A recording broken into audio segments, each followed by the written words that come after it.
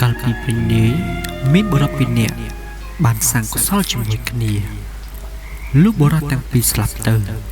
បុរសម្នាក់បានកាត់ទៅជាព្រះអិនបុរសម្នាក់ទៀតទៅកាត់ជាបុរសកំសត់មានប្រពន្ធក្រលំបាក់ណាស់រកស៊ីនេសាទដាក់លោភយកត្រីជារបរចិញ្ចឹមជីវិតគ្រាមួយព្រះអិនបានបើកប្រណិតតបមកឃើញបុរសនោះលំបាកវេទនាយ៉ាងដូចនេះមានសេចក្តីអាណិតអាសូរយ៉ាងខ្លាំងវេលាយប់ព្រះអិនយកដុំមាស3ដុំទៅដាក់ក្នុងលោកបុរសនោះលុះព្រឹកឡើងបុរសនោះក៏ទៅលើកលោកឃើញមាសមិនស្គាល់ជាមាសសង្កល់ថាជាដុំថ្មក៏ចោលទៅក្នុងទឹកហើយដាក់លោកទៅក្នុងទឹកវិញជាធម្មតាបុរសនោះបានមកមើលលោកទៀតកម្រិត3ដង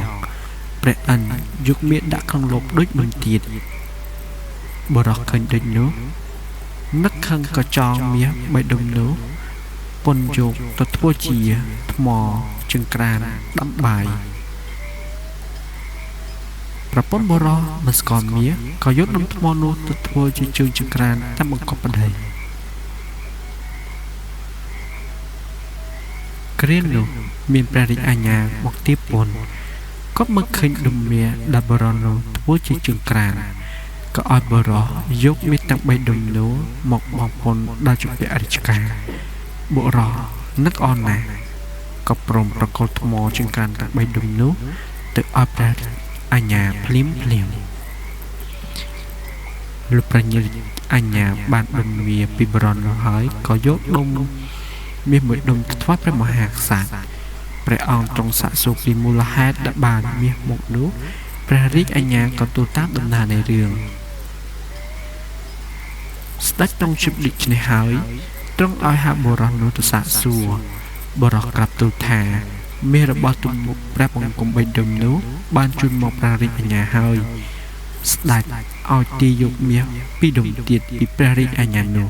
ហើយទ្រង់បង្គាប់ឲ្យបុរសនោះរកមាសថ្វាយព្រះអង្គថែមទៀតបុរសក្រាបទូលថារកមាសប្រមាណទៀតទេស្ដេចទ្រង់ឲ្យយកបុរសនោះទៅឃុំព្រឹកឡើងនេះតម្រួតប្រាប់បុរសនោះឲ្យធ្វើការដោយមានការចេះស្ដីផងលុះជ្រាបដល់ស្ដេចទ្រង់ឲ្យហៅបុរសនោះមកសួរហេតុដែលធ្វើឲ្យមានការទាស់ចិត្តនេះតម្រួតបុរសនោះក្រាបទូលថាទូលព្រះបង្គំមានសេចក្តីតបប្រមល់នៅក្នុងខ្លួនខ្លាំងណាស់ស្ដេចក៏មានប្រាប់បន្ទូលថាបើដូចនេះត្រូវចឯងរកសត្វតបប្រមល់នោះមកឲ្យអញបើឯងរកប្រមាណទេអញនឹងឲ្យគេសម្លាប់ឯងក្នុងគ្រានេះបុរសនោះឮហើយក៏ផិតភ័យគិតក្នុងខ្លួនថាមកជាស្លាប់ហើយគ្រានេះមិនដឹងជាទៅរកសត្វតបប្រមល់ឯណាទេតែមនាមប្រកែកដែលខ្លាចអំណាចស្ដេចក៏ក្រាបបង្គំលាស្ដេចដើរចេញទៅដល់បំណងថានឹងដាក់ស្លាប់ក្នុងព្រៃលុះដើរចូលទៅព្រៃឆ្ងាយទៅព្រះអិនបោកប្រណិតតបមកឃើញបុរសនោះមានសេចក្តីវេទនាលំបាកដូចនោះក៏និមិត្តជាអាស្រមមួយនៅខាងមុខទីដែលបុរសនោះដើរទៅហើយព្រះអង្គកលាខ្លួនធ្វើជាព្រះមហាឥសីបុរសមើលឃើញអាស្រមដូចនោះក៏មានចិត្តត្រេកអរដើរចូលទៅថ្វាយបង្គំឥសីក្នុងអាស្រមនោះឥសីសួរថាតើចៅមានហេតុអីនោះ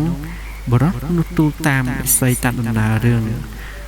ដែលស្ដេចឲ្យរកសត្វតបប្រមល់យកទៅថ្វាយឥសីថាចៅកំព្រួយរួចឥសីបានយកបំពង់ពកមួយសែកមុនវិជាសិលសាស្ត្រក៏ជាខ្លាសឹងដំរីពស់រមៀសុទ្ធតែជាសត្វសាហាវទាំងអស់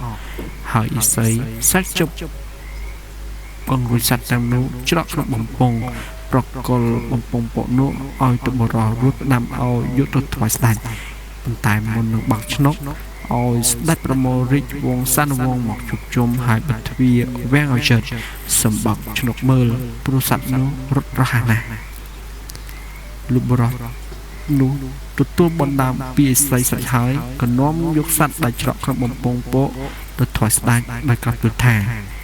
ទូលព្រះបង្គំរកសត្វតបប្រមល់បានហើយនៅក្នុងបំពង់នេះហើយក៏ទូលតាមដំណើររឿងដែលឥសីបានមកស្ដេចឲ្យប្រមូលរាជវង្សានុវង្សមកជួបជុំ រួចត្រង់ចាត់ការបិទទ្វារវាំងត្រង់ឲ្យអាម៉ាត់បាក់ឆ្លងបំពង់នោះស្រាប់តែខ្លាដំរីសឹងរមៀសពោះខចេញពីបំពង់ពោមកខំស្ដាច់នឹងព្រះរាជវង្សានុវង្សនោះដល់នៅមរណភាពអស់ទៅក្រោយមកពុទ្ធអ្នកនគរឃើញបរោះមានឫទ្ធានុភាពដូចនេះក៏រៀបអភិសេកបរោះនោះឲ្យឡើងសោរិទ្ធសម្បត្តិជាព្រះមហាក្សត្រក្នុងនគរនោះទៅសត្វទាំងឡាយក៏លាព្រះរាជអង្គនោះចូលទៅក្នុងព្រៃវិញហើយផ្ដាំថាបើព្រះអង្គមានភ័យឬមានការអ្វីក៏តំណឹកដល់ពួកយើងនឹងមកជួយយកអាសាជាដរាប